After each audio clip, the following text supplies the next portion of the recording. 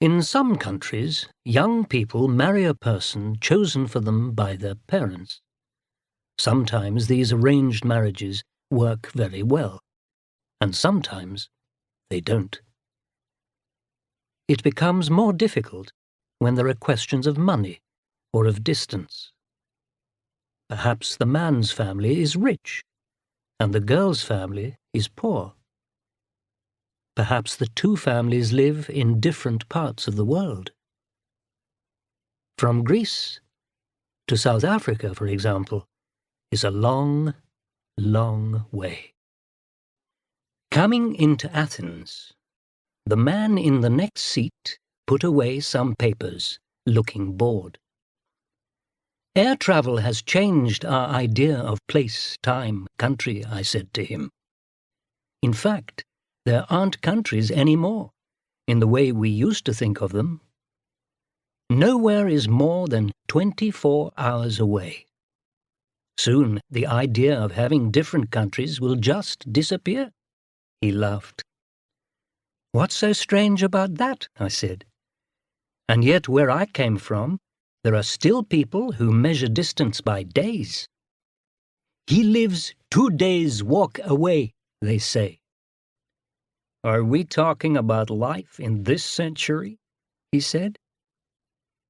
The man was an American, and I had to explain what things were like in parts of Africa. I'd lived in some of its wilder places during my 50 years. And now we can travel at the speed of sound, I went on. But we're like children. We don't know what to do when we get there. He thought I was a little crazy. If you come from South Africa, you should be black and speak Zulu, he said. I do speak Zulu, was my answer. He left the plane at Athens, and I was not sorry to see him go. Johannesburg was another 12 hours away. I had not travelled through Athens before, so I ran down the steps from the plane to put my foot for the first time on Greek soil. I thought back 2,500 years to the time of ancient Greece. Did those great writers, Euripides and Aristophanes, once walk where I walked now? Did they see these same white and gold hills? Breathe this same air? It was late afternoon, and a soft summer light lay on those distant white hills. Over the smell of hot engine oil around the airport, I told myself I could smell the sweet, clean air of ancient Greece. I was not looking at faceless passengers hurrying into a crowded airport, but could see girls with flowers in their hair, dancing to ancient music for ancient gods. And away to the north of the airport, Athens called to me. That city of light, the birthplace of the Western world. But I had no time to visit. I had to board my plane again. At the entrance to the airport building, a few bright flowers grew in dry, dusty soil. A young man with bad teeth stopped to offer me picture postcards of Athens. Then a bewildered little group of men and women came into the airport building. The men, in poor, best clothes, had big red hands. The women carried boxes and packets, and one of the men had a cheap suitcase. A young girl at their center, wearing a yellow suit, which looked uncomfortably new, stared around her at the strangeness of everything. She looked straight at me with the same bewilderment, smiled, and turned away. Her face had a beauty that was centuries old. Large, dark eyes, a short, straight nose, and a lovely mouth. There was a circle of white, star-like flowers in her long, black hair. The light still touched the ring of hills as the sun went down. When the same sun rose again for me, it would be red and wintry over South Africa. Why not leave the plain here and find a little house somewhere? Maybe there was a deeper, quieter peace in these ancient hills than in other places. But they were calling my flight. I ran for the plane and was the last to board it. The next seat to mine, left empty by the American, was now taken by the young girl in the yellow suit. She stood up at once to welcome me, speaking in her own language, and gave me her hand. She moved with all the naturalness of a wild animal. There had been tears in her eyes. Back in her seat, she was looking out of the window, trying to see the tiny figures far away across the runway. She waved a hand that no one would see. The plane's engines started up. I saw that a finger of the hand at the window carried the shining gold circle of a new wedding ring. She cried in silence as the plane took off and rose heavily into the sky. We could see the dark blue sea below, and far to the west, the path of the dying sun on the water. Flying was clearly a new experience for her. She said something quietly, shaking her head in wonder. The sadness left her, and a minute later she touched my arm and excitedly pointed out something. Athens was disappearing into the sea and the night. Already we were rising through the clouds. I decided to go back to reading my magazine. There was no way of making polite conversation, and it seemed useless to look at her just because she was very good to look at. But she seemed not to realize there was a language difficulty. "Ekaterina," she said, pointing to herself. I told her my name, Neil Gordon. We shook hands again, and she was delighted that we could understand each other so easily. We continued our conversation using expressions and hand movements, and in answer to her questions, I explained that I was not an Englishman, a German, or an American. I was a South African living in Johannesburg. "Ah, Johannesburg." That was where she was going. She looked very pleased and went on talking. There was a warm feeling between us. We seemed like close friends. Sometimes her face changed and she looked sad as she turned the ring on her finger. Then suddenly she smiled and became cheerful again. I did not understand her words, but that did not matter. She was like a child talking to herself in the night, or a mother telling her thoughts to her baby. The air hostess was passing and I said to her, "Do you understand Greek?" "Not a word," she replied, "but one of the other passengers looks Greek, so I'll ask him." A minute later she was back. "I'm sorry," she said, "he isn't Greek, he's Italian, but he says he'd be very pleased to change seats with you and talk to the young lady." "Tell him," I said, "to stay in his own seat. I'm very happy where I am." The lights inside the plane had come on. The girl took off her jacket and, smiling, asked my opinion of the blouse that she was wearing. Unlike her factory-made suit, it was a beautiful thing. Clearly she had made it herself, and hours of careful work had gone into the patterns of flowers and leaves. I told her how lovely it was. She watched my expression carefully, her face blushing a little. Her eyes became serious. She sat thinking for a moment, and then she decided. She took her passport from her bag and put it into my hands. It was a passport of my own country, with Ekaterina's frightened little face looking out of the photograph. How did she come to have a South African passport? She had never left Greece. But explaining this to me wasn't difficult. She had married a South African. Married him that morning, in fact. And her husband? He was in Johannesburg. She was going to meet him there. She had never seen him. The marriage had been by proxy. Her parents had arranged it.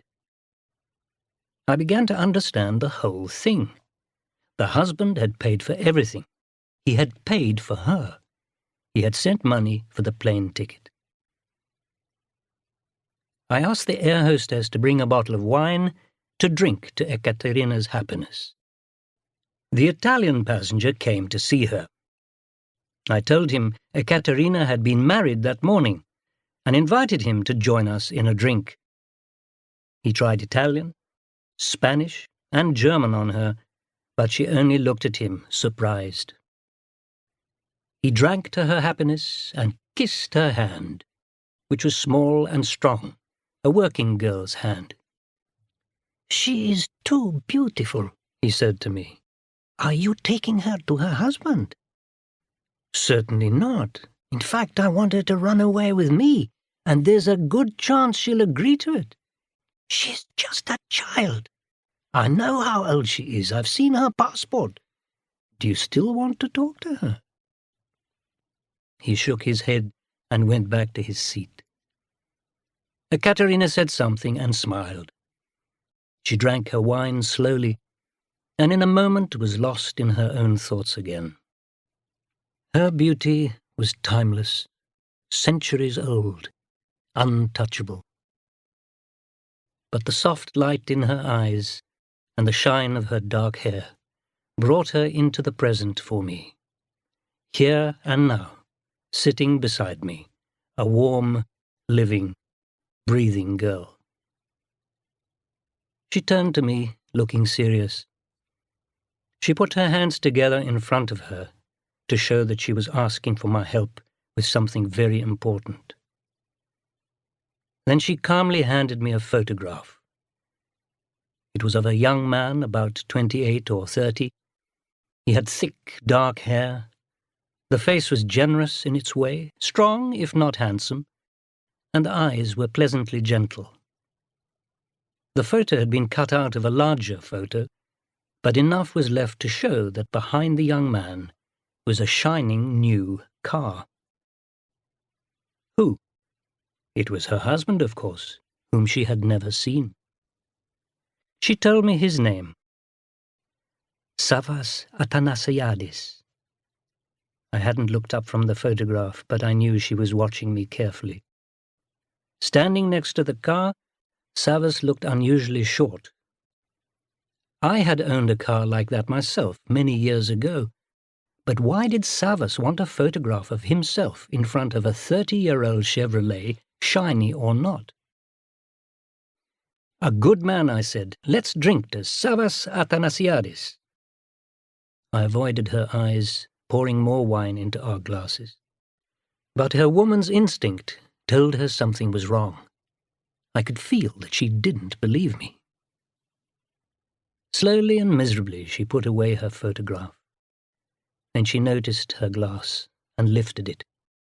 "Johannesburg," she said. "Athena," I replied. She repeated it and added with a sad smile, "Vari." I did not know the town of Vari, but wherever it was the place where she had left her dreams. Dinner was the usual kind of tasteless meal that you get on planes. I showed Ekaterina how to hold her knife and fork, and she got through it by watching and copying. From time to time she looked happily at me, her face a little pink from the wine. To her it was all new and strange and wonderful. We came down at Khartoum and left the plane for an hour. Ekaterina kept close to me as we walked to the airport building through the hot, breathless African night.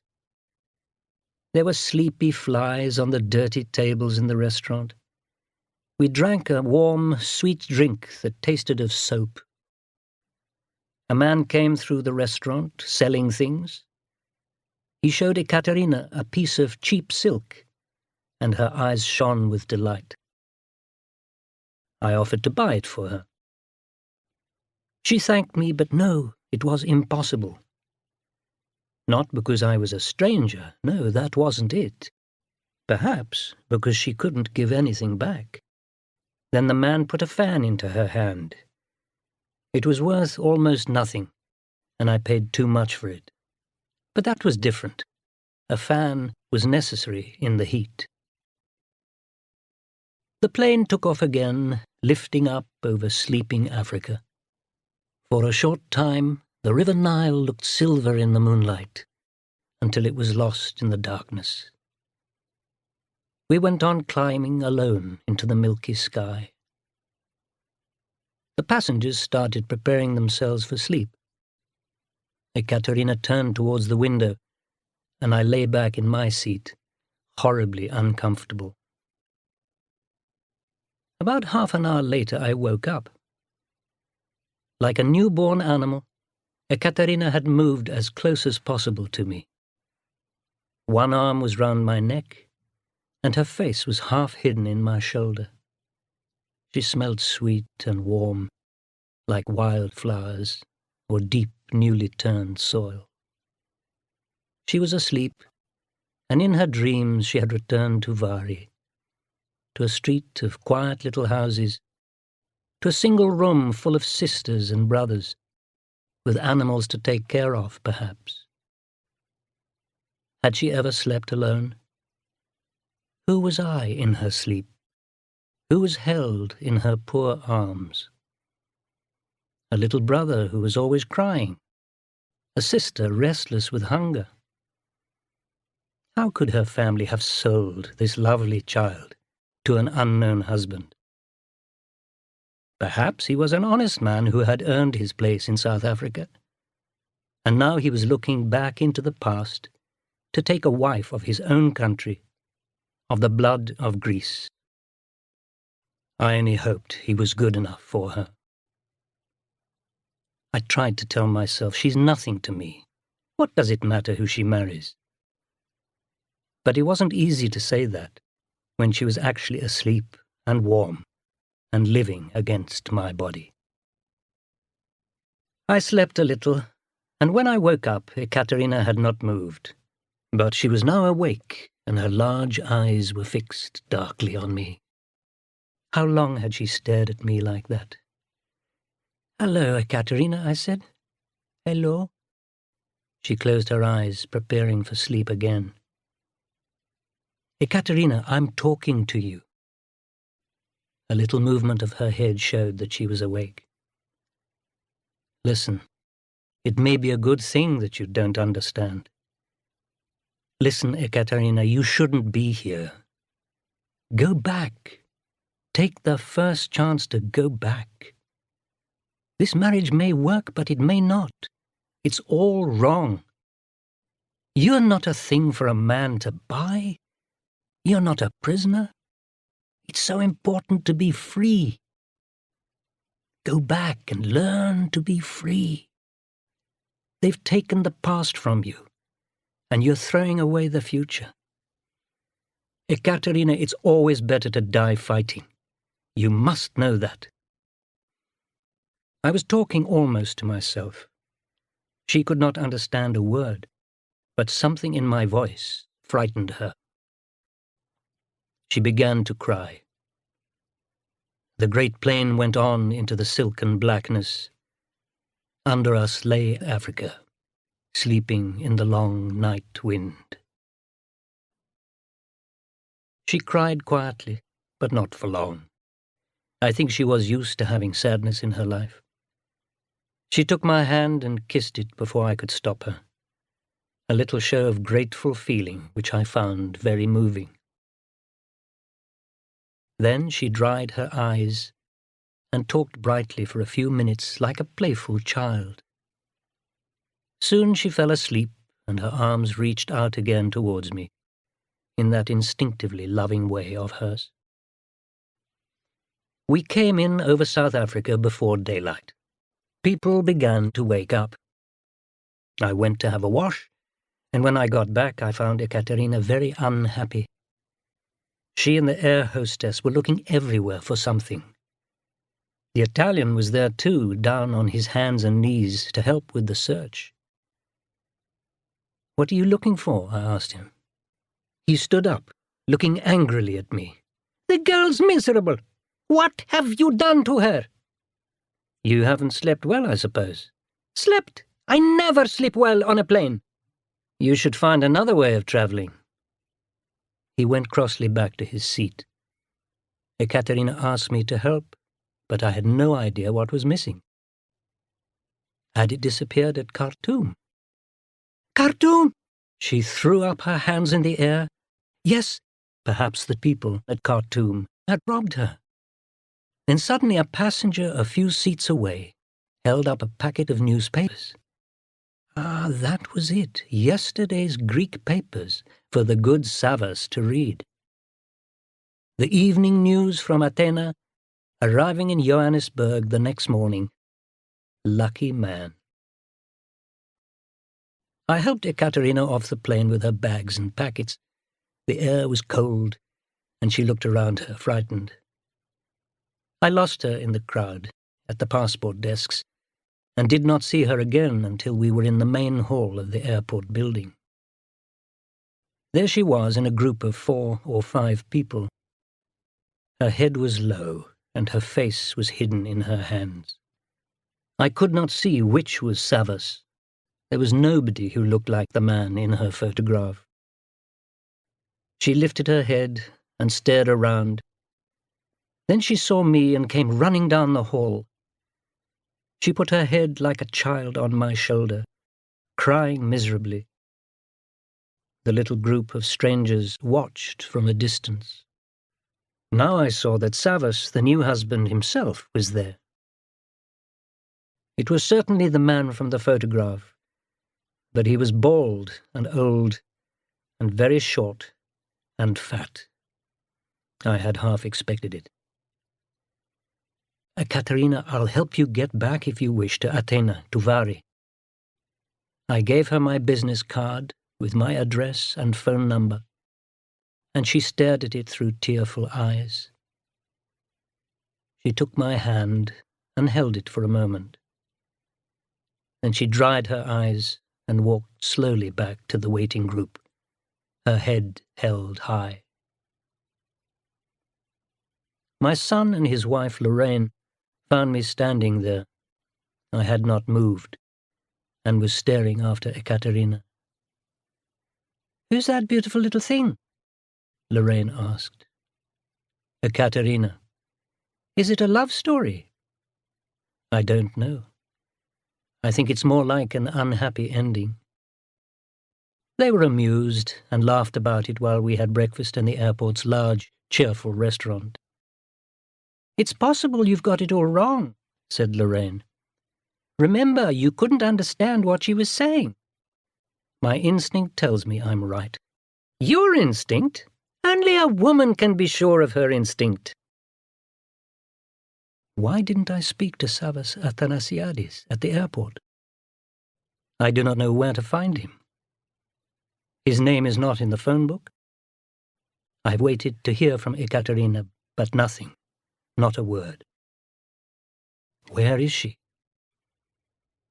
I remember how she walked calmly away, with her head up, her dark, shining hair, the yellow of her suit, choosing to go, walking freely into a darkened future. But, after all, perhaps Lorraine is right. I have heard nothing, and it is now 4 days.